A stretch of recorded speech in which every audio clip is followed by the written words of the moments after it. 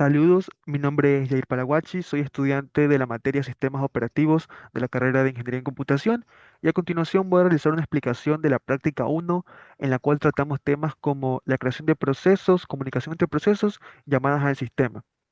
Voy a empezar con la actividad uno de la práctica uno, la cual tenía como objetivo emular el comportamiento de un shell, el cual consistía en leer un comando, ejecutarlo en segundo plano en otro proceso y mostrar su salida. Para esto se implementó un ciclo REP, el cual es Read, Evaluate, Print and Loop. Y la arquitectura que se manejó es simple. Básicamente se manejó dos roles principales, el cual el primer rol era el proceso padre, que era el proceso que actuaba como controlador, y el segundo rol era el proceso comando, también llamado el proceso hijo, el cual era el que ejecutaba la tarea. Ahora vamos a proceder a abrir el archivo donde se encuentra la resolución a esta práctica. Y aquí se encuentra básicamente la lógica principal del programa. Nuestra solución radica en básicamente en los procesos padres y el proceso hijo, porque la primera función básicamente solo sirve para parsear el comando que va a ingresar el usuario, y aquí está la función principal del shell, el cual también elimina espacios para poder procesar estos datos de manera correcta. También verificamos cuando se salga el comando shell, la verificación cuando el usuario vaya a ingresar la palabra exit, y básicamente aquí. Nuestra principal lógica del programa consiste cuando hacemos la llamada al fork, ya que cuando hacemos la llamada al fork creamos el proceso hijo. Y cuando creamos el proceso hijo, inmediatamente se hace una llamada a execvp aquí, lo cual básicamente reemplaza el programa que se está ejecutando por el comando solicitado que va a ingresar el usuario. En este caso puede ser cualquier comando que nosotros queramos. Puede ser ls, puede ser cat de un archivo, puede ser nano, puede ser grep. Cualquier comando que el usuario vaya a ingresar en nuestra shell que estamos creando, básicamente con esta llamada execvp, nosotros reemplazamos el proceso actual por el proceso que contenga el comando. Cabe recalcar que el desafío que consistía la práctica en la actividad uno era cómo hacer que el padre capture el texto que el hijo imprima por su salida del standard out. Y la solución a implementar fue usar pipe y DAP, como se lo vio en algunos ejercicios propuestos. Aquí se puede visualizar que antes de hacer la llamada al fork, nosotros creamos un pipe, lo cual es un canal de comunicación unidireccional entre procesos. En el hijo también se puede visualizar que en el proceso hijo, nosotros hacemos la llamada al DOP, el cual sirve para redireccionar el escritor del archivo de salida, el standard out, hacia el extremo de escritura del pipe. De esta forma, cualquier cosa que el comando ingrese, que el usuario vaya a ingresar por el comando, se envía directamente al pipe. Podemos también visualizar que en el proceso padre cerramos el extremo de escritura, en este caso con el índice uno, porque el índice de 1 es el que básicamente el escritor de escritura, el 0 es el de lectura. Y también finalmente podemos visualizar que el padre hace la llamada a waitPit, el cual simplemente espera que el hijo termine de ejecutar todos los comandos que le vaya a ingresar el usuario por consola para evitar que existan procesos zombies. Este diseño garantiza que la shell se mantenga estable y se mantenga activo mientras el comando se ejecuta de manera aislada en el proceso hijo. Ahora vamos a proceder con una demo de la demostración del programa para visualizar comandos simples y para verificar la correctitud del programa. Vamos, ya está previamente compilado con el makefile del programa y vamos a proceder a ejecutar el programa.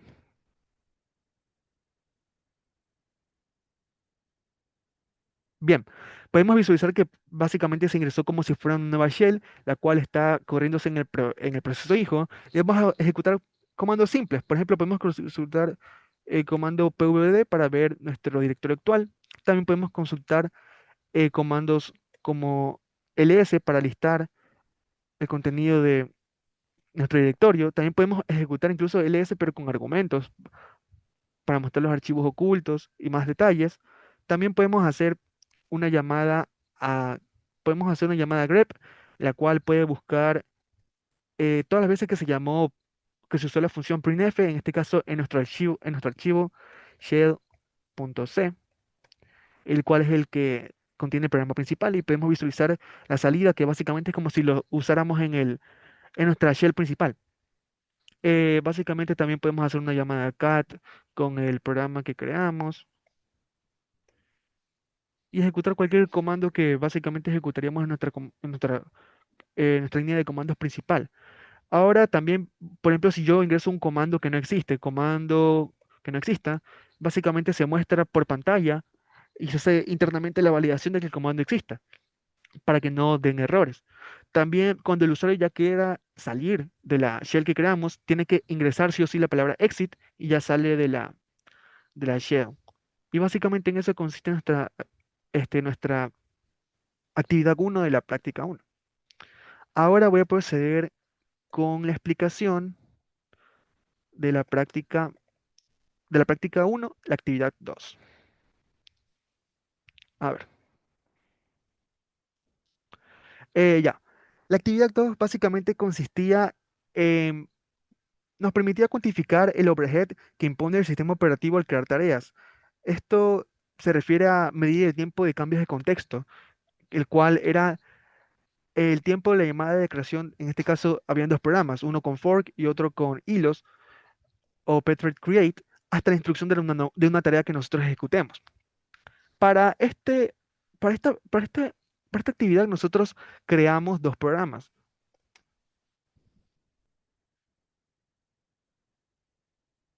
el cual en este caso se puede visualizar que lo llamé context switch fork y context switch thread ya están previamente compilados y básicamente sirven para medir el tiempo en una resolución de microsegundos. Cabe recalcar que se usó la API de getTimeOfDay para medir este tiempo en microsegundos.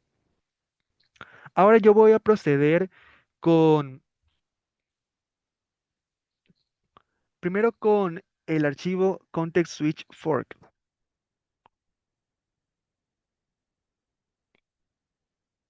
el cual básicamente contiene,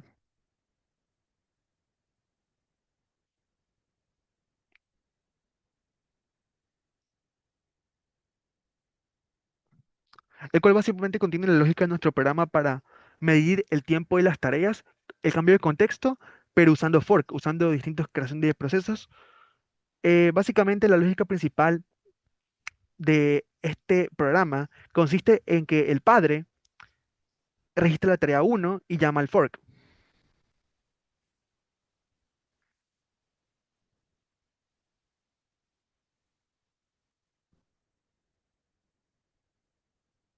Aquí se puede visualizar cómo se realiza el fork.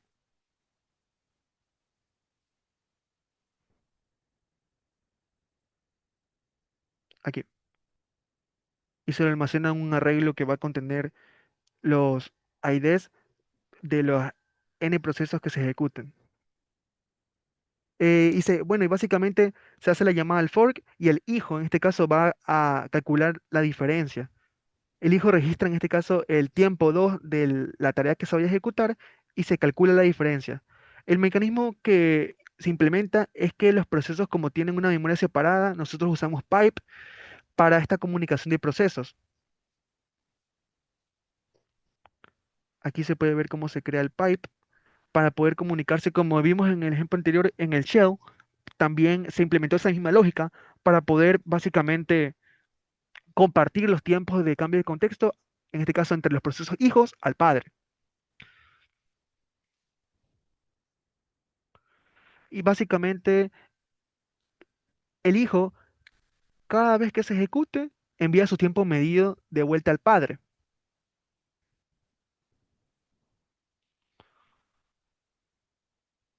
Aquí se puede visualizar que envía mediante el pipe el proceso de vuelta al padre y al final, cuando el padre ya espera que todos los hijos regresen para que no hayan hijos zombies o procesos zombies, básicamente se encarga de recolectar estos tiempos, leerlos mediante el pipe y mostrarlos por pantalla, el promedio y los resultados que en este caso la práctica necesitaba. Ahora vamos a proceder con la explicación, pero en este caso usando hilos. Bien, la lógica es la misma realmente, ya que básicamente el hilo principal aquí el hilo principal registra, en este caso, el tiempo uno.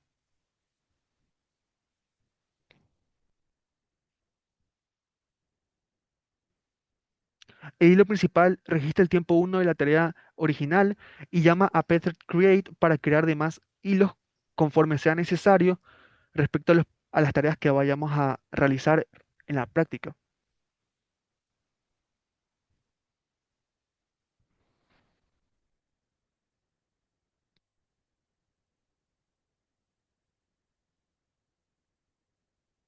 Aquí se puede visualizar que se obtiene el tiempo antes de crear los hilos, pero básicamente para poder calcular el tiempo que haya en cambios de contexto.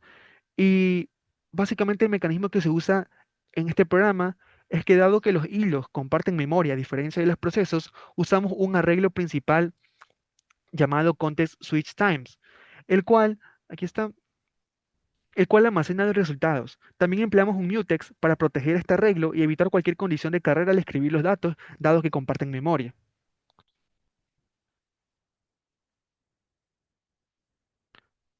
Ahora bien, vamos a proceder con la transición al demo. Bien, vamos a probar primero, en este caso,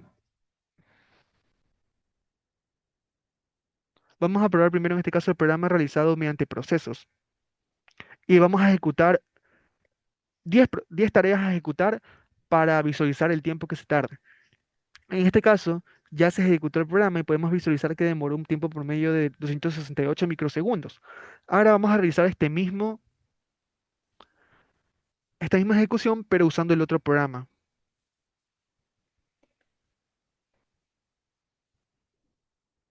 Podemos visualizar que hay una notoria disminución en el tiempo, el cual se reduce a casi la mitad de 138 segundos. Pero nosotros también podemos notar algo más, es que conforme nosotros vayamos realizando más y más tareas, en este caso creando más procesos o creando más hilos, los tiempos de ambos van a disminuir, pero siempre se va a mantener esa barrera notoria entre hilos y procesos.